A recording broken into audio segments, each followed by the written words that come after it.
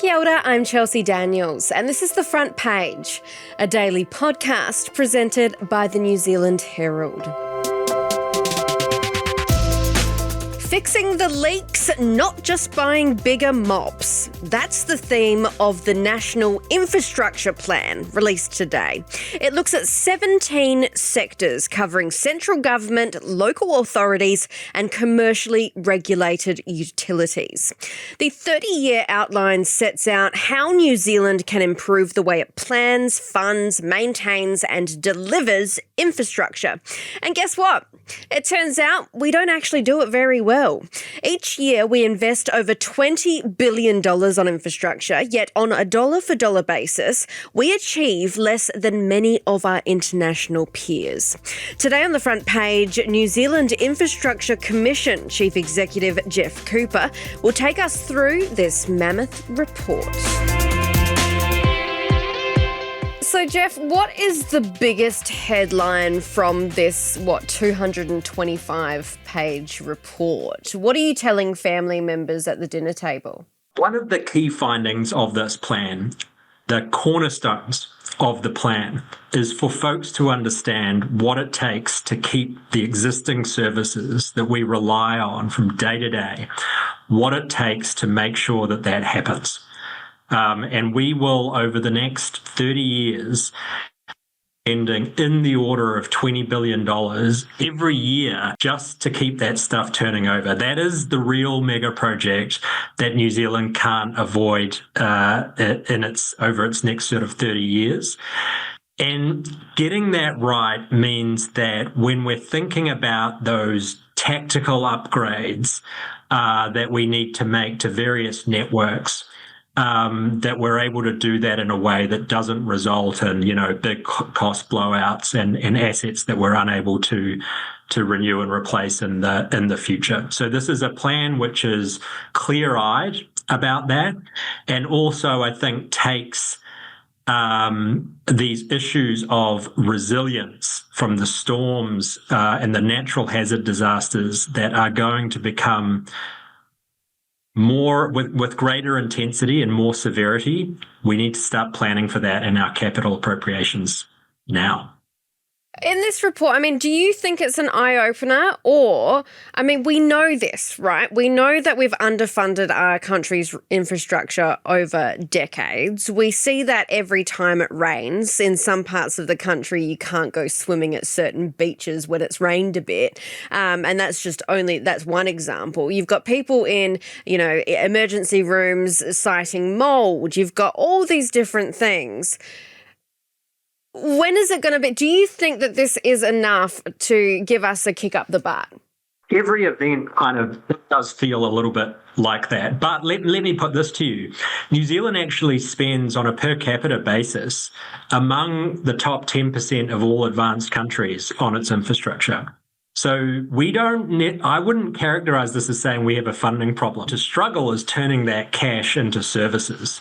We're among the bottom 10% of advanced countries for doing that. And so I think people get frustrated that we don't always have the services we want. There's two parts to that. Like, we need to get better at the delivery side so that we do turn that cash into services that people value.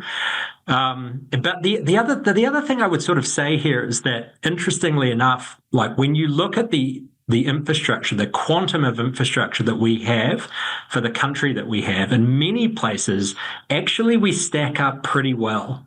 And that comes to a surprise to some people. But let me give you an example. We're a country that we're the size of Greater Sydney, 5.5 million people. But we are trying to develop an area that is 21 times larger.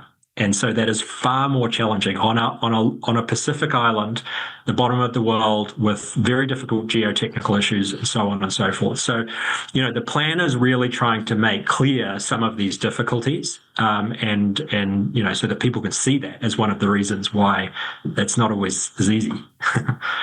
Yeah, I'm glad you brought up the what we actually put in, because it's, we invest around 5.8% of GDP annually on infrastructure. That's over the past 20 years, making us, like you said, one of the top spenders in the OECD. Yet we rank towards the bottom, right, for bang for buck. Why is that? Where is that money actually going? Well, to my earlier point, I think when you look at New Zealand as a, it's landmass, it's geography. We're this long, skinny country. We're spread out over a lot of land. We're trying to connect very distant things over very difficult geography. So one part of this is that we have folks that are operating and investing our infrastructure are dealing with actually quite difficult conditions. And I think the more we understand the difficulty of those conditions, the more difficult they seem. So at the moment, a lot of work is being done on things like flood mapping, seismic risk, wind risk, for instance. And we're getting a picture really, actually landslide risk is another one, where we're learning more about it. And we're seeing that the difficulties of build and delivery on New Zealand is really difficult. So that's one part to this. Other times, I think we sort of do this to ourselves, right? Let me give you an example. We have somewhere in the order of 1,200 different land use regulation zones in New Zealand. Japan has 13. Right. So we have, in many ways, quite complicated rules that make it difficult for asset owners to deliver cost efficiently as well. And I think that's why the plan really talks to the need for sustained focus on things like resource management reform, making it easier to build the services that New Zealanders need and want and rely on. I saw this in the report. There are currently $275 billion of projects in planning and delivery across New Zealand, and that's just over 11,900 projects. Now, this means absolutely nothing to the average Kiwi. And when I read this, I was like, that does seem like a lot. Is that a lot? And is that a lot of money in terms of, or is that just how many projects are happening at any given time? What's kind of the average? Oh, it is a lot, but most of those, about 98% of those projects are under 100 million. So they're actually small. So the real bread and butter of infrastructure is actually really small projects. We have about 44 that are over $1 billion, and most of those really are not funded, don't currently have a path to funding. So, when we kind of look and feel like are frustrated that these projects are not getting across the line, it's actually a very small proportion of projects. You sort of asked this question about, well, how should we think about $275 billion? It sounds like a big number. What does that actually mean? And we sort of comment on this, that it is a big number. It's an enormous number for a country of 5.5 million. The capital appropriation, each budget that the central government runs, the allowance for that, as signalled previously, is 3.7 billion, right? So that's, not central government doesn't do all of our infrastructure. They do about sort of 40 to 50%, but it gives you a sense of the affordability pressures. And, when we will often look at these projects and say, why are we continually to push things out further and further and further? One of the reasons for that is because, there are people looking at whether or not we can afford the operating and maintenance costs of these assets. The moment you build a new bridge or a new road or whatever it is, it comes with a tail of expenditure that needs to be funded either through rates, taxes, or user charges. And, there needs to be confidence that households can afford this. And some of these levels of expenditure that we see in there, we look at that and go, actually, households are going to struggle to afford some of that. And so we need to sort of think about sequencing and staging of these projects to keep them affordable for everyday Kiwis. Well, it feels like that should be something that should be thought about before it's announced to the public. Is that right? Well, I think that this is, in essence, one of the first things that you should be thinking about in the business cases. It's a reason why there's a financial case to a business case. And to your point, yeah, I think that, I think from over in Australia, what was it, the sort of third of projects that were announced before their business cases accounted for sort of 2/3 of all of the cost overruns, right? So yeah, like if you want to look at good ROI, doing good due diligence in the business case phase, there's probably no better bang for buck. But asking the question of, well, what does this mean for the household should be central. And I know that, this recently came up for Aucklanders on the city rail link, that's going to require operational and maintenance and depreciation funding, which has been funded out of higher rates. So these are not hypotheticals. This is visceral. This will hit the balance sheet, and we need to think very carefully about those sorts of things.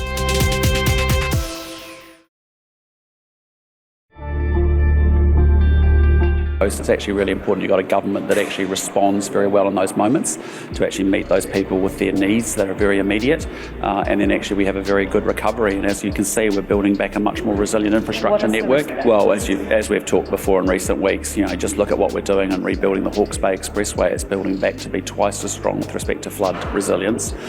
We're building back road networks across the country. You think about State Highway 25, we're building resilience into everything this government does. We put a lot of money into it over successive budgets. That's how we roll. Now, you mentioned this before, but I'll mention it again. Over 2/3 of the total value of the projects, those 11,000 odd, 193 billion out of 275 billion, do not yet have full funding commitments.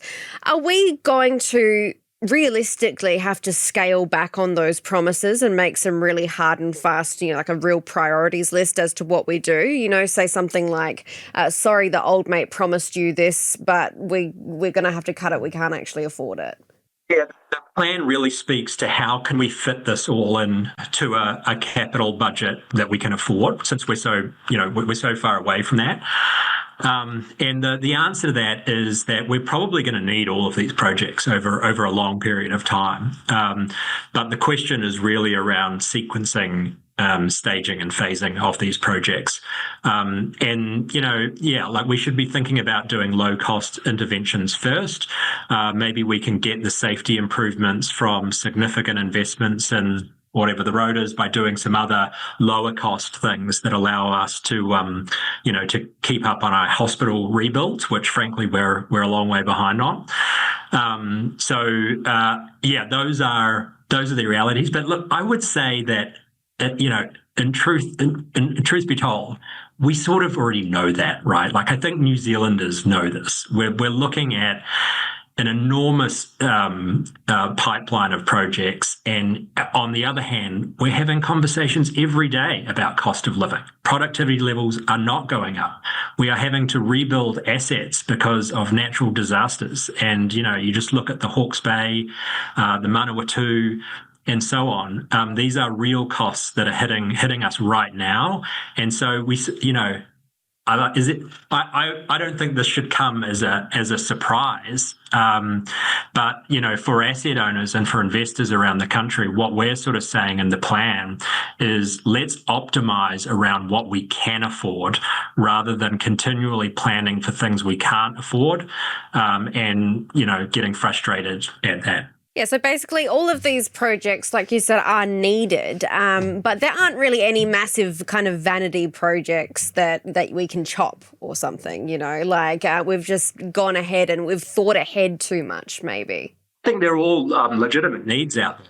One of the key questions that we need to ask, though, is are there enough people to justify the enormous capital upgrade in many places? And so, there might be certainly some people that need the project right now, but for asset owners, they're thinking about, well, what is the right number such that we have enough people using it so that we can maintain, renew and replace this asset in a financially sustainable way into the future so that our cities and regions are financially strong rather than in the position we're currently in, which is, financially very weak and laden with a lot of debt. I saw this only about 30% of the total value of the pipeline relates to maintenance and renewals. How much should it actually be, do you think? Well, when we're looking at all of the assets we own, and so, anytime you buy a new asset, you go away and buy a car, every year there's wear and tear on that car, and it creates a sort of idea of like what a useful life of an asset might be. But orders of magnitude, if you've got sort of annual depreciation rates of 2 to 3%, it means that you're replacing your assets every 30, 40, 50 years. It's a slightly slippery idea, but the sort of general nature of it is, I think it makes a lot of sense if you're trying to maintain a house or a car or anything. And so when you do the math on this for all of the assets that we own and the way that we see those assets wearing and tearing out over time, we would expect that number to be in the order of 60%. Right. For some assets, it's going to be, and in some places, it's going to be higher. You can imagine places that, say, don't have significant population growth. Those ones might actually have a higher number on the totality for replacement. And for places that are experiencing a lot of growth, so they're building out their networks for new people that are coming into the city, you might expect that number to be a bit lower. But on the whole, that's what you would expect to see it to be across the portfolio. We know that is not the case.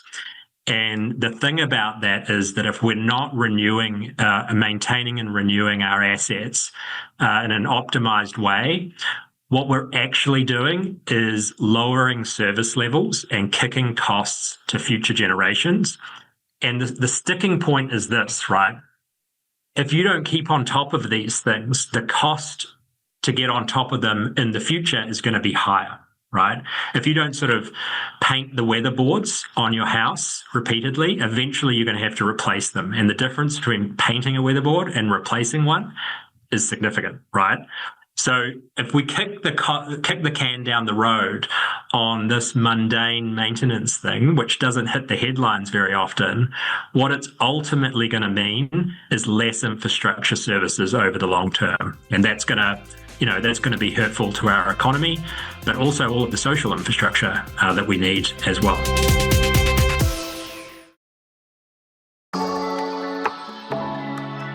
Can't build everything all at once, but we need to get the balance right. So we do need to be investing in the stuff that's boring that people can't see. One of the reasons as a country we've underinvested in water infrastructure is pipes below the ground are not front of mind for most people until they stop working. And then suddenly everyone's like, why hasn't this pipe been maintained? But maintenance also draws a lot of complaints. So if you're sitting around a council table, you know that when you rip up pipes, people complain about that because it causes a lot of disruption. And so we've got to tackle some of the boring stuff that can actually be a bit annoying. Maintaining pipes is very annoying for people, but it has to happen.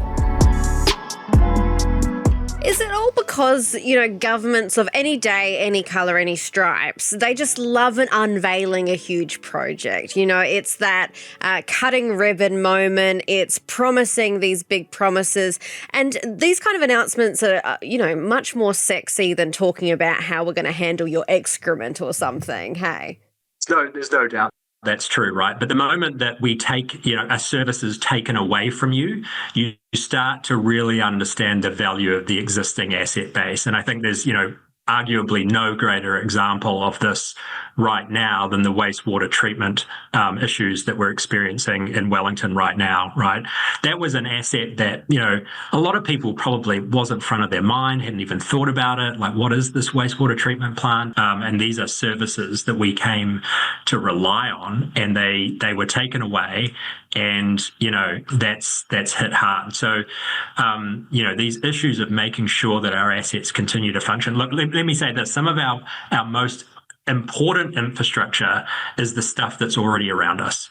It carries the highest cost-benefit ratio. It creates the most value. That's why it's there and why it was invested in. So anytime we make an investment, it's an obligation to keep that up. And I think the plan argues that we need legislative tools to make sure that this is occurring. And so how can we make sure that this is occurring? I suppose it'd be pretty important to get cross-party support on this. I think that's right. And I would sort of make the case that for many kinds of infrastructure, commercial infrastructure, this happens as a matter of course, really, because if they don't maintain their assets, and I'm thinking about transmission lines, distribution lines, airports, if they don't maintain their assets, they will see their revenues decline. So when your revenue comes from the asset, you have a very powerful incentive to make sure the asset's well maintained and functioning, right? What, people living their lives aren't enough of an incentive? Well, it's not so in your face, I think, right? Because if you're seeing your service level decline for your asset, and it's hitting your revenue line, the next day, it's very visceral, right? So the focus on that is, just as an observation, I would find that when that is the case, the focus on that is a lot sharper. In local government, we see that they're kind of in the ballpark. They're not, their renewal rates are lower than what you would hope them to be, sort of, I would say 70 to 80, 85%, but have been below 100% for quite some time. In central government, which is about 40% there or thereabouts of infrastructure that we rely on, we don't always know the condition of it. There's not requirements, it's not standardized. And so we don't always have a great picture at all. So the plan is really calling this out and is trying to provide some options and recommendations to really tighten things up in that area. And just lastly, page 31 of the 225 pages, I'm going to keep bringing that up because I've had to read through them and everyone has to know. But I saw that there's this poll, right? So should we increase spending to improve infrastructure in New Zealand, even if that means higher taxes or costs for consumers? That was the question. 28% strongly disagree, tend to disagree. 32% are neither here nor there. 40% strongly agree and tend to agree. Now, that is actually a lot more people who either don't mind or strongly agree with that statement than I perhaps would have thought. I think New Zealanders see the value of infrastructure. And we make this point right at the outset. New Zealand is among the highest spenders on infrastructure, and so we're prepared to put money into it. There's no question about that. I think, but I would make this comment. I think New Zealanders want to see the value as well. And so that is the sort of proposition to investors and asset owners is show me the high quality projects that are able to be done in a cost efficient way, right? Because the blowouts, at the end of the day, they do have big implications, right? If we're building hospitals at $2 to $3 billion, we're going to really struggle to get the hospital infrastructure we need for an aging population. So I think that it's an open door to asset owners, but we need to do the basics well, and we need to have the good disciplines to show that there's value in it. Thanks for joining us, Geoff. All right. Thanks, Chelsea. That's it for this episode of The Front Page. You can read more about today's stories and extensive news coverage at nzherald.co.nz. The Front Page is hosted and produced by me, Chelsea Daniels. Kane Dickey is our studio operator, Richard Martin, our producer and editor, and our executive producer is Jane Yee. Follow The Front Page on the iHeart app or wherever you get your podcasts, and join us next time for another look beyond the headlines.